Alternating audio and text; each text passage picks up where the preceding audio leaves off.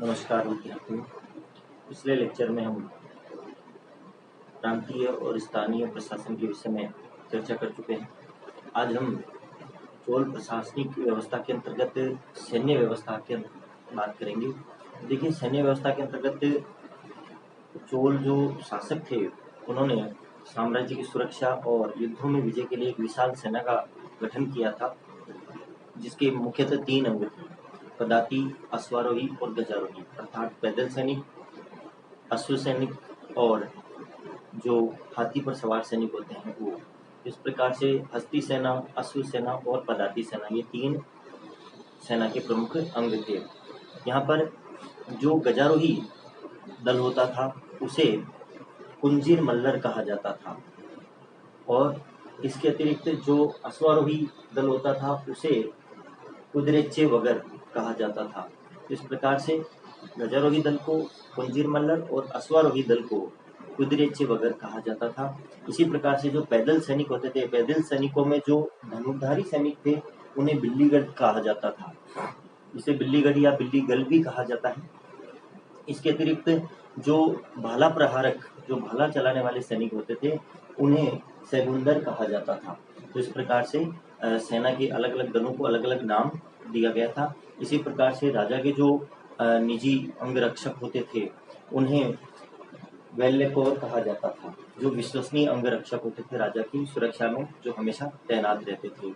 तो इसी प्रकार से जो संपूर्ण सेना है वो सेना छावनियों में निवास करती थी। अलग अलग छावनियां बनाई जाती थी सेना के लिए, और सेना छावनियों में निवास करती थी, जिन्हें कड़गम कहा जाता था। छावनियों को कड़गम कहा जाता था।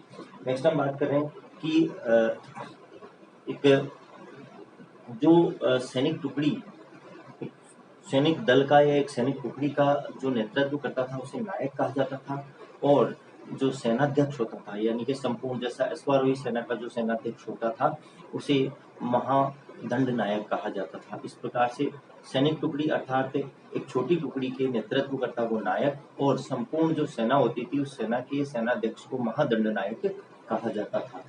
नेक्स्ट हम बात करें कि चोलों के अंतर्गत नौसेना भी विकसित की गई थी। एक नौसेना का जो प्रयोग है वो चोल शासक जो थे वो व्यापार और युद्धों के लिए भी करते थे। साम्राज्य विस्तार और व्यापार दोनों के लिए ही नौसेना का प्रयोग किया जाता था। राजराज प्रथम और राजेंद्र प्रथम के समय तो अरब सागर और बंगाल की खाड़ी के बहुत से द्वीपों को, बहुत से स्थानों को नौसेना के माध्यम से विजित किया गया था। राजेंद्र प्रथम की यदि बात करें तो राजेंद्र प्रथम के समय तो जो बंगाल की खाड़ी है वो एक तरह से चोल झील बन गई थी। उसने काफ़ी क्षेत्र में अपना अधिकार कर लिया था नौसेना के माध्यम से। इस प्रकार से चोलों ने एक अच्छी नौसेना का भी विकास किया था, और इसके बलबूते अरब सागर और बंगाल की खाड़ी के बहुत से स्थानों को उन्होंने विजित किया था। नेक्स्ट हम बात कर रहे हैं कि महाबलीपुरम और कावेरीपट्टनम, 2 प्रमुख बंदरगाह थे चोलों के अंतर्गत। महाबलीपुरम और कावेरीपट्टनम, ये 2 महत्वपूर्ण बंदरगाह थे। नेक्स्ट हम देखते हैं न्याय व्यवस्था की बात करें तो देखिए, न्याय व्यवस्था के अंतर्गत चोल काल में नियमित न्यायालय स्थापित थे। नियमित न्यायालय से तात्पर्य जैसे वर्तमान में हमारे यहाँ नियमित न्यायालय चलते हैं उसी प्रकार से वहाँ भी नियमित न्यायालय स्थापित थे। और जो राजा का न्यायालय था वो सर्वोच्च न्यायालय होता था, और जो राजा है वो धर्मासन भट्ट की सहायता से न्याय करता था। और जो धर्मासन भट्ट होता था वो एक स्मृति शास्त्र का ज्ञाता ब्राह्मण व्यक्ति होता था। स्मृति शास्त्र से तात्पर्य है कि हमारी स्मृतियों के अंतर्गत सामाजिक और कुछ अन्य जो नियम आदि दिए गए हैं समाज को निरूपित करने के लिए, समाज को कर्तव्य परायण बनाने के लिए, स्मृति ग्रंथों में बहुत सारे कानून और विधि का उल्लेख किया गया है। उन स्मृति शास्त्रों का ज्ञाता धर्मासन भट्ट कहलाता था, जो एक ब्राह्मण होता था, और उसी की सहायता से राजा जो है वो न्याय कार्य करता था। इसके साथ साथ जो छोटे विवाद होते थे वो स्थानीय न्यायालयों या निगमों के अंतर्गत निपटाए जाते थे, और अधिकांशतः अपराधों के लिए आर्थिक दंड और सामाजिक अपमान जैसे दंड दिए जाते थे।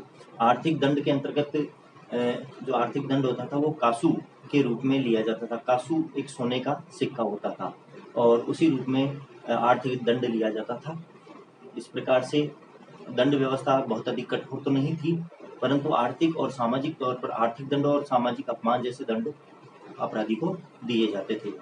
तो यहाँ पर ये ध्यान रखने योग्य है कि आर्थिक दंड जो है वो कांसू अर्थात सोने के सिक्के के रूप में लिया जाता था। तो संभव है आपको समझ में आ गया होगा। आज के लिए इतना ही, नेक्स्ट टॉपिक में हम आगे बढ़ेंगे। धन्यवाद।